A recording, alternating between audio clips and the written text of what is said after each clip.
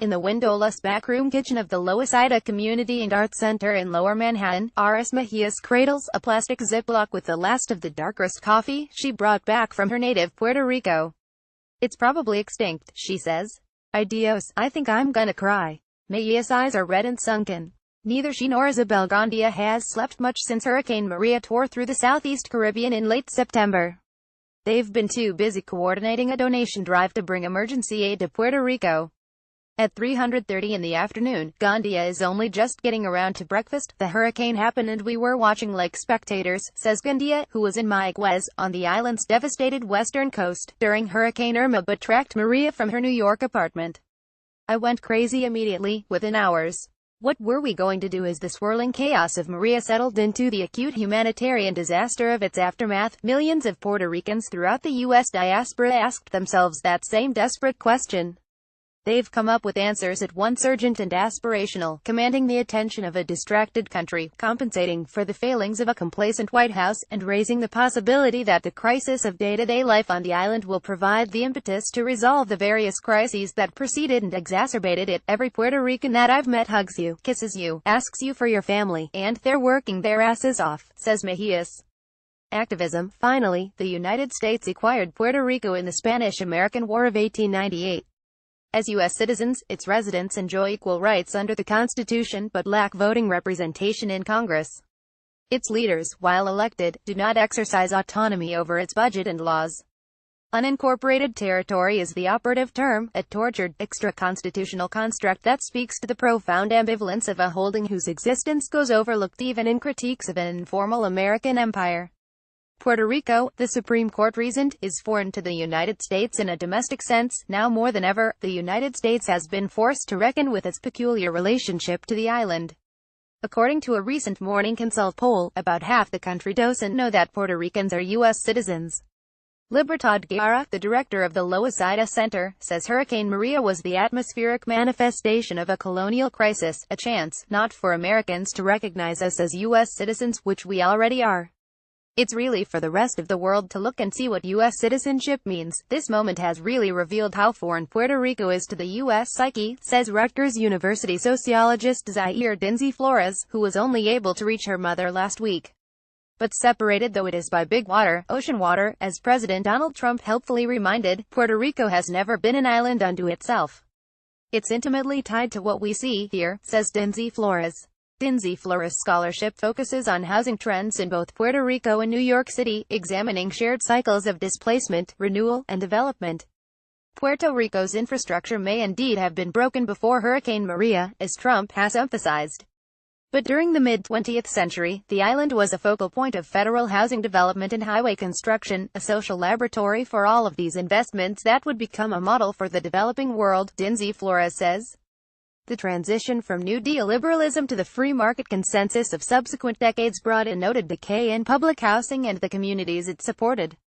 Wall Street speculators dragged public utilities like PREPA, which is responsible for Puerto Rico's obliterated power grid, into a self-fulfilling spiral of bad service, exorbitant pricing, and privatization. Leading pharmaceutical manufacturers made billions to special federal tax exemptions for Puerto Rico, but left the island to absorb the costs of infrastructure repairs and maintenance, often abandoning their operations entirely once their privileges expired or a better deal opened up. The decline of the pharmaceutical industry is just one factor that has contributed to Puerto Rico's astronomical poverty rates. Hector Figueroa, president of the Service Employees International Union Local 32BJ, says Puerto Rico has become a different kind of laboratory, this time for the neoliberal, pro-corporate, austerity policies that are being imposed all around the country. Puerto Rico, though not a state, has been barred from bankruptcy protections on its $74 billion outstanding bond debt and $49 billion pending pension commitments. With that in mind, Congress in 2016 passed PROMESA, an acronym that translates to Promise in Spanish, establishing a financial oversight board to manage the island's government on behalf of predatory debt holders. The board has thus far performed its expected function, enforcing a total assault on Puerto Rico's economy and precarious public welfare institutions. Through a coalition he helped bring together last year, Vamos for PR, Figueroa had been planning simultaneous demonstrations in New York and cities across the Puerto Rican diaspora to coincide with an October 4 debt hearing. That hearing has been postponed indefinitely, but Figueroa intends for the rally to go ahead as scheduled. It is incumbent on us to educate the American people, he says. It's almost like there is a historical amnesia and a political amnesia as to what Puerto Rico is. All of the sudden they have to rediscover that this nation exists within the power of the U.S. The challenge, as Figueroa sees it, is the same one facing all grassroots movements of the left in the Trump era, figuring out how to channel outrage at an odious president into a specific policy program, and how to consolidate general engagement with an issue into meaningful political power. What happens going forward, asks New York Congressman Jose Serrano, a Puerto Rican native and the senior Democrat on the House Appropriations Committee. Right now, people are concentrating on helping Puerto Rico, and there's a lot of goodwill on that issue. But even in Puerto Rico they're starting to talk about status now. Within Congress, Serrano senses a creeping acceptance that there isn't such thing as an enhanced Commonwealth. But he can't say whether that will result in statehood, independence, or a dubious half measure. Debt relief is always on the table, he says, but hasn't been mentioned in substantive discussion between members. Figueroa thinks Maria presents an opportunity to move the politics in a fairer direction. The Trump administration's belated decision to temporarily waive the Jones Act, an outdated piece of protectionist trade legislation that has harmed Puerto Rico's economy for decades, is an early sign that pressure is having an effect. Furthermore, recent migration patterns from the island have shifted toward politically strategic regions like Texas and Central Florida. The Trump administration can't keep Puerto Ricans out with a wall or travel ban, and the thought of 3.5 million potential climate refugees arriving on the mainland may be enough to inspire action from otherwise reluctant Republicans. One of the things that gives me hope, says Figueroa, despite the fact that I haven't been able to contact my father and members of my family, has been the response coming from many sectors. Can it be sustained? I think it can be. Mejias and Ganandia met in the early 2000s at the Universidad de Puerto Rico Rio Piedras, which has been a hotbed of student opposition to austerity on the island and draconian education cuts in particular.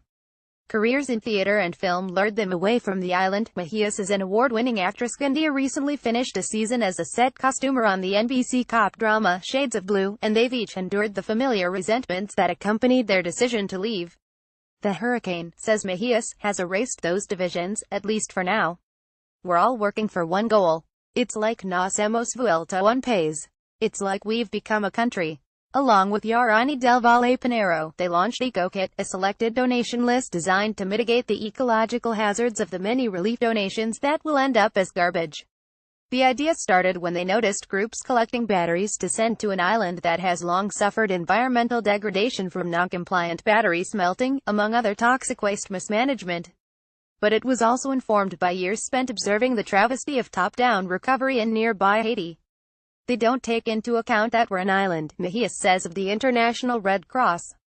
They don't take into account our infrastructure. They don't take into account humidity.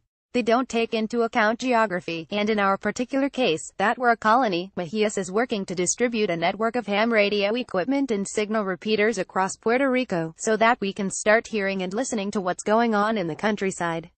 Another priority is delivering kits to food brigades, spontaneous collectives that have begun clearing debris and reviving the island's deracinated agrarian sector, one communal farm at a time. The amount of work to be done is staggering. It's like living in another place, says Xiomara Caro. 6 ore lines for ice, 10 hour lines for gas. Caro, an organizer with a U.S. nonprofit Center for Popular Democracy, was in San Juan when the storm landed. But it wasn't until she ventured outside the relative comfort of the city that she realized how terrible the destruction had been. Seeing all those trees, completely bare, and a dark sky. It felt for a moment like we were naked for the whole world to see what was going on here. Even trees don't cover poor neighborhoods anymore. Disaster has also clarified certain aspects of daily life and struggle, reduced them to their essentials. As soon as the winds let up, it was average Puerto Ricans out cleaning the streets, not soldiers or government employees. People are taking on roles without being told to, she says. The other day, Caro went to a university soup kitchen in Caguas that has repurposed itself as a mutual support center, offering whatever food, songs, and services its fluctuating community has to offer. Activists often talk about holding space. In Puerto Rico, even experienced organizers like Caro are relearning what that means. We are depending on each other for everything, she says. The strength of it is more visible. If I eat, it's because everyone eats. If we survive, we're gonna survive together. that has the makings of an ideology, and people who wouldn't necessarily share that worldview under ordinary circumstances are coming to see it as the way to a better life. And let's face it, most of us didn't have that life. Maria may have been partly a man-made disaster, but there is some comfort in that. Things that are made can be unmade.